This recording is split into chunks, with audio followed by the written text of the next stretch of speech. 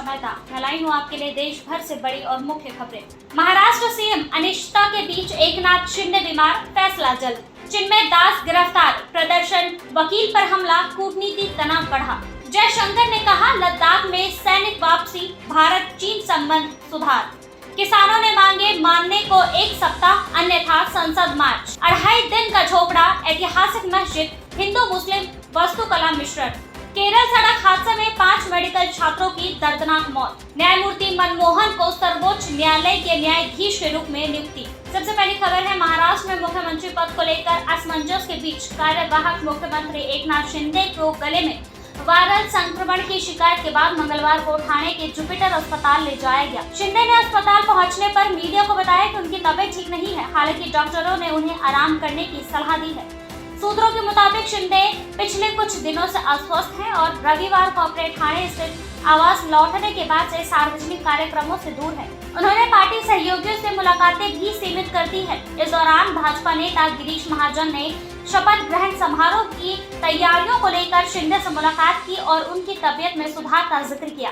महायुति गठबंधन की सरकार के शपथ ग्रहण समारोह के लिए 5 दिसंबर की तारीख तय की गई थी। इस बीच भाजपा और महायुति नेताओं के बीच मुख्यमंत्री पद को लेकर दिल्ली में केंद्रीय गृह मंत्री अमित शाह और भाजपा नेता और भाजपा अध्यक्ष जेपी नड्डा के साथ बैठक हुई। इसमें एकनाथ शिंदे, देवेंद्र फडणवीस और अजित पवार सहित अन्य नेता शामिल हुए। भाजपा नेता महाजन ने गठबंधन के भीतर किसी भी प्रकार के मतभेद को खारिज किया है।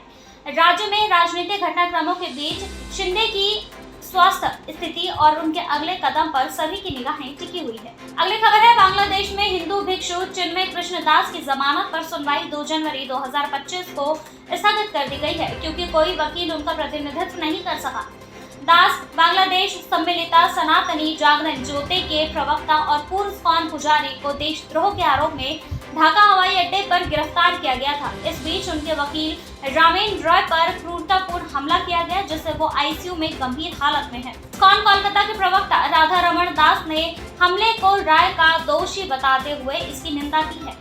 भारत में अगरतला में प्रदर्शनकारियों ने दास की गिरफ्तारी की। बांग्लादेश में हिंदुओं पर हमलों की विरोध में बांग्लादेश वाणिज्य दूतावास में तोड़फोड़ की। विदेश मंत्रालय में यह घटना को बेहद खेदजनक बताते हुए बांग्लादेश मिशनों की सुरक्षा बढ़ाने की बात कही है। #सेव बांग्लादेश हिंदूज और फ्री चिन्मय कृष्णदास प्रभु जैसे हैशटैग के साथ अंतर्राष्ट्रीय समर्थन की अपील की गई है। इसके साथ ही त्रिपुरा के अगरतला में सोमवार को बांग्लादेश सहायक उच्चायोग पर प्रदर्शनकारियों द्वारा बैरिकेड तोड़कर संपत्ति को नुकसान पहुंचाने और बांग्लादेशी ध्वज को हटाने की घटना के बाद पुलिस ने 7 लोगों को गिरफ्तार किया है और 3 अधिकारियों को निलंबित किया। सुरक्षा बढ़ाने के साथ 24 घंटे गश्त की जा रही है। प्रदर्शनकारियों को बांग्लादेश में हिंदू भिक्षु चिन्मय दास की गिरफ्तारी और बांग्लादेश में हिंदुओं पर कथित अत्याचारों के खिलाफ विरोध किया। हालांकि शांतिपूर्ण धरना उग्र होकर परिसर में घुसपैठ में बदल गया। प्रदर्शनकारियों ने बांग्लादेश का झंडा हटाकर संपत्ति को नुकसान पहुंचाया। त्रिपुरा पुलिस ने घटना पर कार्रवाई करते हुए 7 संदिग्धों को हिरासत में ले लिया और ड्यूटी में लापरवाही के लिए 3 पुलिस अधिकारियों पर विभागीय कार्यवाही शुरू की है। बांग्लादेश सरकार ने इस घटना पर कड़ी नाराजगी जताते हुए इसे पूर्व नियोजिता और राजनयिक मिशन की अखंडता का उल्लंघन बताया। भारत के विदेश मंत्रालय ने यह घटना को बेहद खेदजनक करार दिया और बांग्लादेशी मिशनों की सुरक्षा बढ़ाने का आश्वासन दिया। बांग्लादेश में भारत ने गहन जांच और तत्काल कार्रवाई की मांग की। अगली खबर, विदेश मंत्री एस जयशंकर ने संसद में कहा कि पूर्व लद्दाख में सैनिकों की वापसी पूरी हो गई है और भारत चीन संबंधों में सुधार की दिशा में प्रगति हुई है। उन्होंने कहा कि सीमा क्षेत्रों में शांति बहाल किए बिना द्विपक्षीय संबंध सामान्य नहीं हो सकते। 2020 में सीमा पर तनाव के बाद से स्थिति सामान्य रही, लेकिन अब भारत और चीन ने कुछ बिंदुओं पर सहमति बनाई है।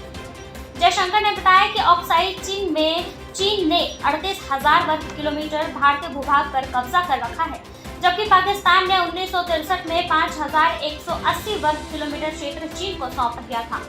एलएसी पर स्थित प्रबंधन के लिए निष्पक्ष और पारस्परिक रूप से स्वीकार्य समझौते की जरूरत है। गालवान घाटी में 2020 के टकराव के बाद से भारत ने तेजी से सैनिकों की तैनाती की है, जिससे और झड़पें टाली गई हैं। भारत ने 3 प्रमुख सिद्धांतों एलएसी का सम्मान, यथास्थिति में बदलाव न करना और पूर्व समझौते का पालन पर जोर दिया है। 21 अक्टूबर को दोनों देशों ने गश्ती समझौते पर सहमति बनाई, जिसे प्रधानमंत्री मोदी और राष्ट्रपति शी जिनपिंग ने ब्रिक्स शिखर सम्मेलन में समर्थन दिया था। अगली प्राथमिकता डी-एस्केलेशन और सीमा प्रबंधन के स्थायी रूप से मजबूत करना है। अगली खबर, प्रदर्शनकारियों के सामने केंद्र सरकार को उनकी मांगे पूरी करने के लिए 1 सप्ताह का समय दिया है। यदि ऐसा नहीं हुआ तो वो संसद तक मार्च करेंगे। किसानों की प्रमुख मांगों में न्यूनतम समर्थन मूल्य पर कानूनी गारंटी, कृषि ऋण माफी, पेंशन, बिजली दरों की स्थिरता, पुलिस मामलों की वापसी, लखीमपुर खीरी हिंसा के पीड़ितों को न्याय और मारे गए किसानों के परिवार के लिए मुआवजा शामिल है। नोएडा में प्रदर्शन के बाद किसानों ने अपना विरोध अस्थायी रूप से दलित प्रेरणा स्थल में स्थानांतरित कर दिया है। किसान नेताओं ने चेतावनी दी है कि अगर उनकी मांगे नहीं मानी गई तो वो दिल्ली की ओर फिर से कूच करेंगे। पंजाब के किसानों ने दिल्ली की ओर मार्च की घोषणा की थी, जिसके बाद नोएडा में बैरिकेड्स तोड़कर दिल्ली की ओर बढ़ने की कोशिश की गई। इसके चलते दिल्ली नोएडा सीमा पर भारी ट्रैफिक जाम और सुरक्षा बलों की तैनाती हुई है। दिल्ली पुलिस ने Noida link road, DND flyover और कालिंदी कुंज सीमा पर बैरिकेड्स लगाए हैं और निगरानी के लिए ड्रोन का इस्तेमाल किया जा रहा है। किसान ने केंद्र को उनकी समस्याओं का समाधान जल्द करने का आग्रह किया है। अगली खबर है, अजमेर के 2.5 दिन का झोपड़ा का इतिहास गहन संस्कृति और धार्मिक विरासत को दर्शाता है। यह संरचना जो वर्तमान में एक मस्जिद है, 12वीं सदी में कुतुबुद्दीन ऐबक द्वारा बनाई गई थी। इसे चौहान वंश के एक संस्कृत महाविद्यालय और मंदिर के अवशेषों पर निर्मित किया गया था। इतिहासकारों के अनुसार अफगान आक्रमणकारी मोहम्मद गौरी द्वारा अजमेर विजय के दौरान हिंदू मंदिरों और महाविद्यालयों को ध्वस्त कर दिया गया और उनके खंडहरों का उपयोग मस्जिद निर्माण के लिए किया गया। मस्जिदों में हिंदू और इस्लामिक वास्तुकला का अद्वितीय मिश्रण देखा जाता है। इसके स्तंभों पर सजावट में हिंदू कारीगरों की प्रभाव स्पष्ट है। 70 स्तंभ आज भी संरक्षित है, जो अपनी अलंकृत नक्काशी के लिए जाने जाते हैं। इस्लामिक शिलालेख और कुरान के उदाहरण मस्जिद के इस्लामी पहलुओं को प्रमाणिकता करते हैं। इस संरचना का नाम 2.5 दिन का झोपड़ा एक किंवदंती से जुड़ा है, जिसमें इसे 7 घंटों में बनाने का उल्लेख है। हालांकि इसे ऐतिहासिक रूप से प्रमाणित नहीं किया जा सका। एक अन्य मत के अनुसार ये नाम धार्मिक उर्स के दौरान फकीरों को ठहरने की अवधि से जुड़ा है।